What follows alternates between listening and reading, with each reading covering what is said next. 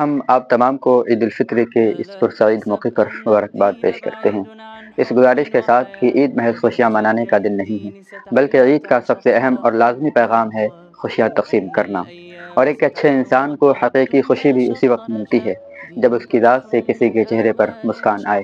اس لیے عید سعید کے اس پرمسرت موقع پر اپنے ضرورت مند بھائیوں خصوصاً اہل غزہ کا ضرور خیال رکھیے اور ان کی عظیم قربانیوں کو سامنے رکھتے ہوئے اپنی عید نہایت سادگی سے منائیے۔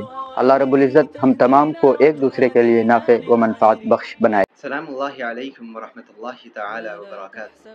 Dear friends and esteemed ones, I find it difficult to express Eid greetings to you with a joyful heart. The Messenger of Allah, peace be upon him, said, the believers are like a single body. If one part feels pain, the whole body suffers. While the Palestinian people, Palestinian children cry and suffer, it is impossible for us to fully rejoice in this festivity. There is still a natural joy that comes from Allah. So, I extend to you abundant Eid al-Fitr blessings. Eid Mubarak. سراغ زندگی کی جانب سے اور میری جانب سے آپ تمام دیکھنے والوں اور سننے والوں کو عید مبارک۔ آج ہم عید کی تیاری اور خوشیاں منانے میں مشغول ہیں۔ بازاروں میں لوگوں کا ہجوم اور دکانوں میں شور و غل قابل تعجب ہے، لیکن کہیں ان تیاریوں اور خوشیوں کی دھن میں ہم فلسطینیوں کی سسکیاں اور ان کی مظلومیت تو نہیں بھول گئے۔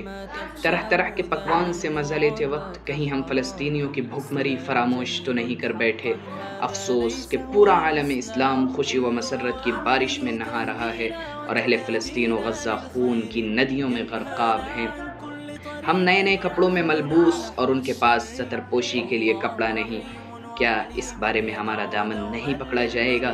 اس لیے اپنے فلسطینی مظلوم بھائیوں کو یاد کرتے ہوئے عید کی خوشیاں منائیے۔ السلام علیکم۔ السلام علیکم ورحمۃ اللہ وبرکاتہ۔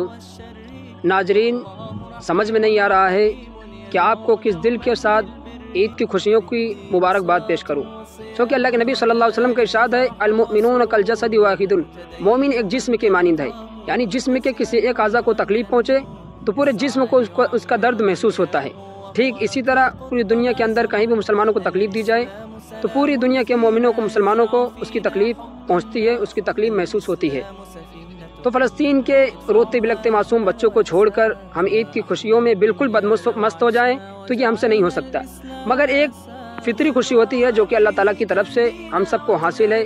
اس سے ہمت کرتے ہوئے آپ سب کی خدمت میں عید الفطر کی بہت ساری مبارکباد پیش کرتا ہوں۔